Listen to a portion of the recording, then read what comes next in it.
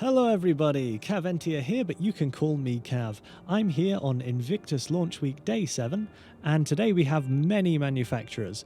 The first is Tumbril Land Systems, then we have Robert Space Industries, Origin Jumpworks, Consolidated Outland, and finally Argo Astronautics.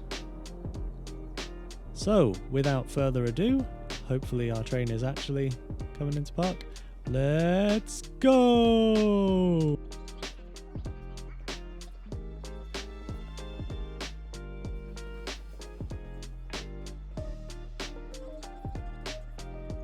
Look at all these manufacturers right here.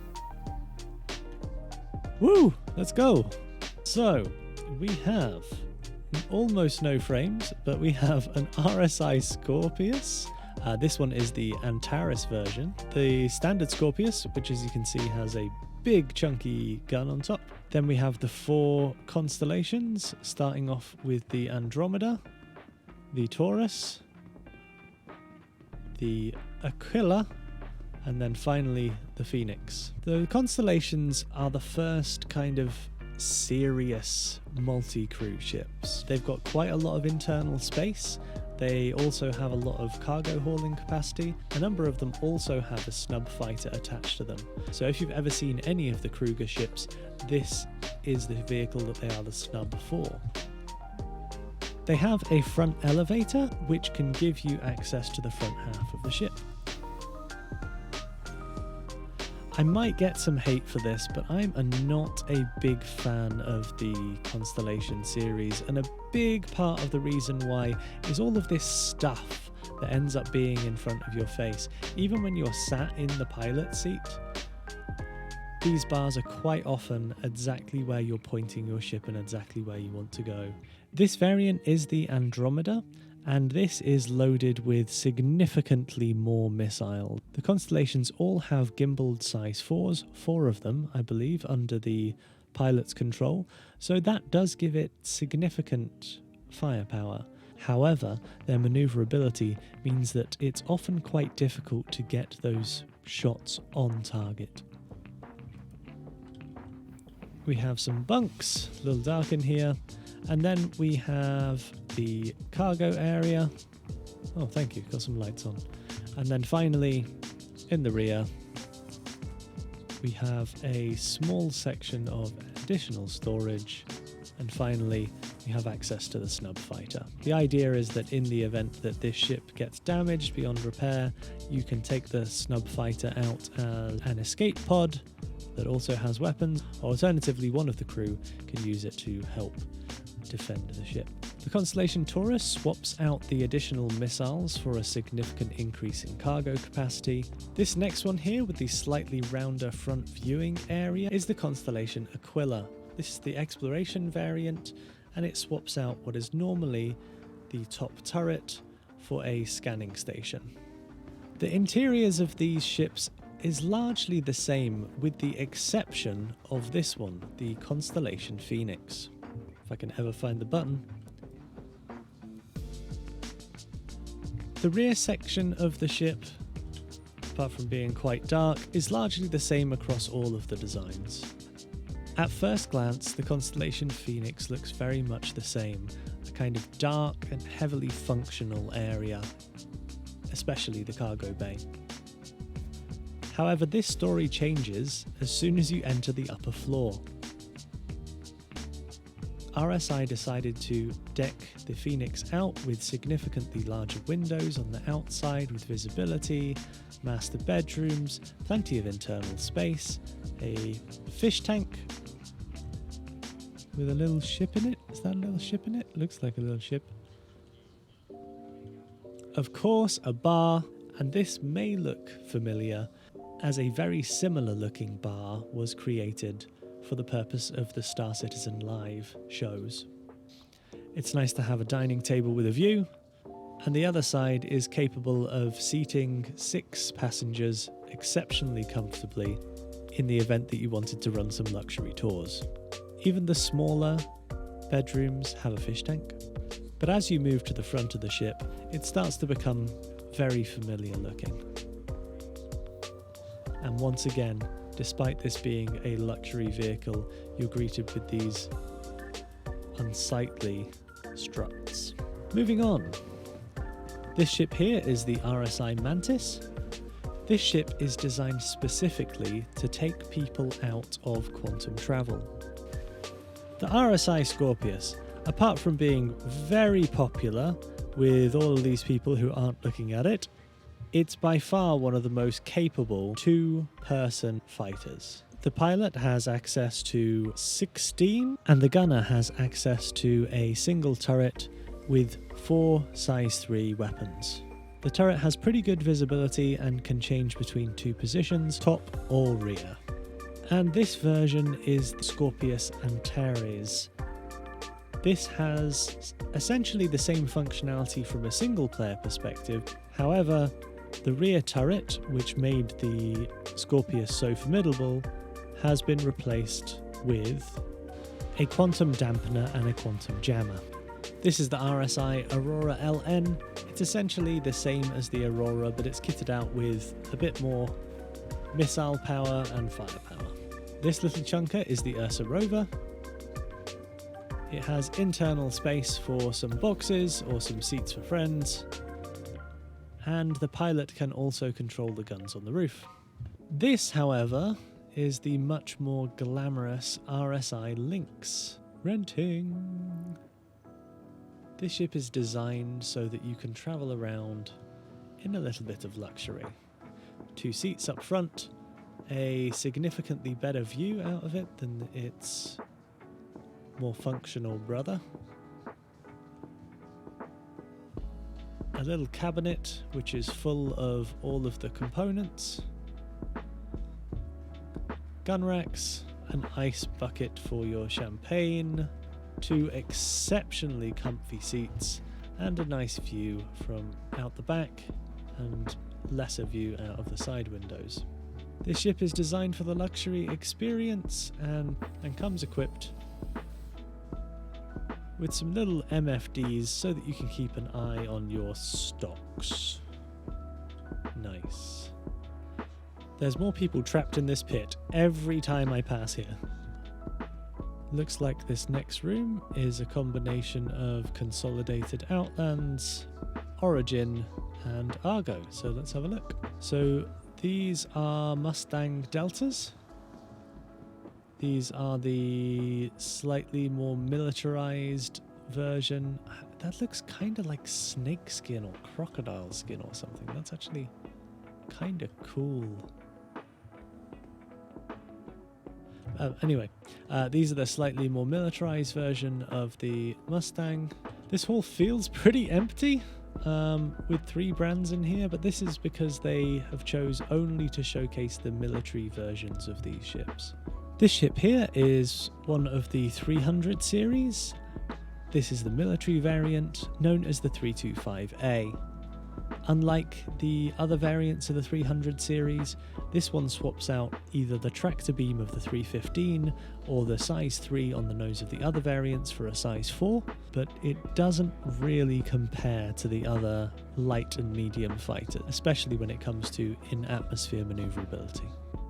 Origin is often about the aesthetics more than the firepower, and as you can see, you have a fantastic cockpit view, and this glass roof feature continues through to the back of the ship. In the back of the ship, you have access to a sink, a bed, is this a little fridge that opens, of course, and very, very important to ensure that you have some wine glasses next to your weapons rack. And this little ship here, next to it, is the military version of the 100 series. This is the 125. These ships all have something called AIR, which stands for Adaptive Intake Refinery, making this ship quite good for long-range flights in atmosphere. Visibility in this ship is pretty good, and they've kept the theme of the panoramic glass roof going to the middle of the ship. This does have a bed and also has some internal storage space, enough for 2 SCU worth of storage. I think it's quite a good looking little ship, and it handles significantly better than the 300 series does in atmosphere. Finally, we have the Argo cargo, and no frames apparently again. Finally, we have the Argo cargo. This one, MPUV personnel. Are people supposed to go in that? Surely that's the cargo one. This can't be the people one. Oh my goodness, it's the people one. This is the first time I've seen this. Okay, so this is the Argo personnel carrier, which I believe is only designed for very, very short people. And although this ship may look a little bit out of place at a military event, this is used for transporting personnel between the larger ships of the UEE fleet.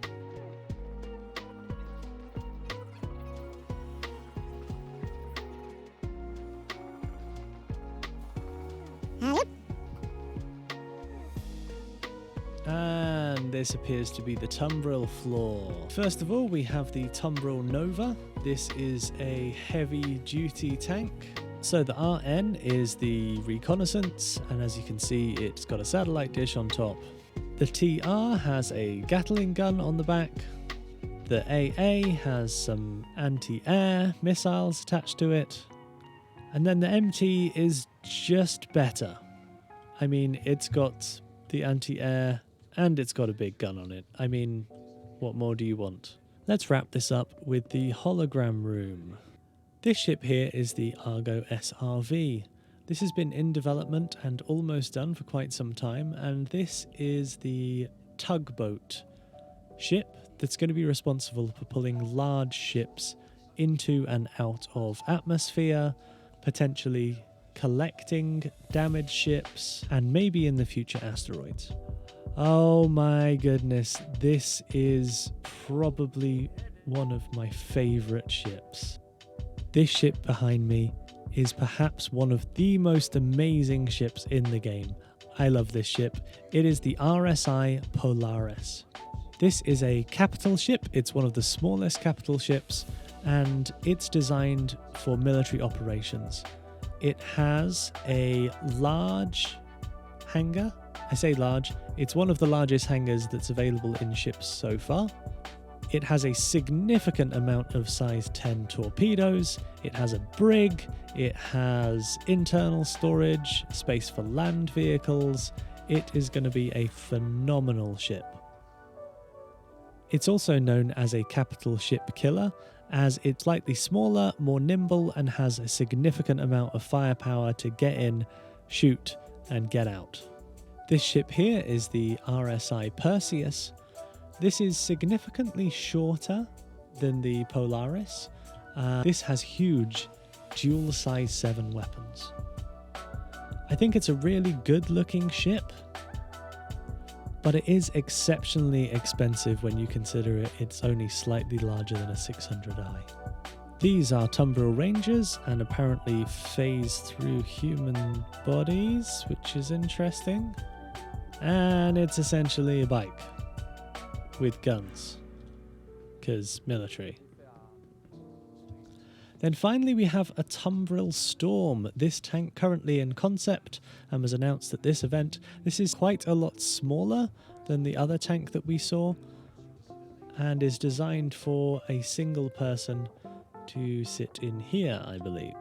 If I'm not mistaken, in lore they were describing this light tank as going behind enemy lines in order to take out artillery, and I think it's quite a cool looking vehicle.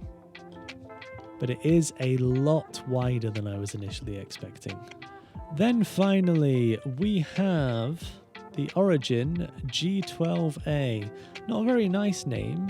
I believe you can essentially consider this a luxury Tumbril equivalent with some anti-air and probably a fantastic view.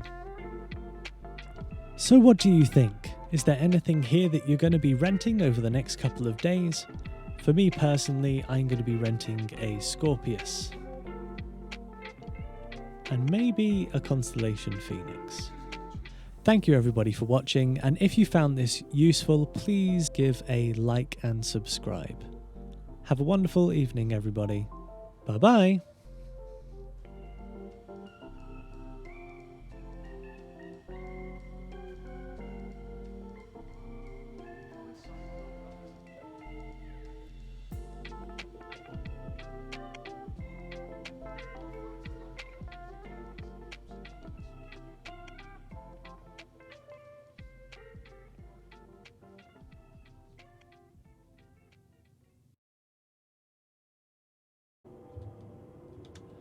Wrong end again.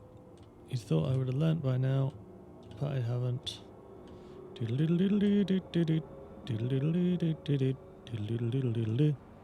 That's where I want to be. I'm at the wrong place. I'm at the wrong place. I took the wrong one, went to the wrong place. Wrong end again. Always the wrong end. Ah, damn it. Don't fall off. Don't fall out the ship. There we go. Oh no. Another take, I guess. Ah, you're gonna race, huh? Gonna beat ya, glitchy. Okay, what do we have here apart from no frames? Let's wait a bit. What do you mean, please proceed to? I'm in a showroom. Oh dear. Then we have the four. Then we have the quadrio of. Is quadrio a word? Then we have the four. Constellation. Is the Constellation Tor? God damn it. Oh, it's an elevator, right? Oh, don't squash me.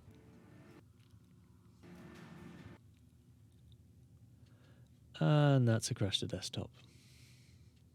Perfect. Right, I'll be back soon, guys.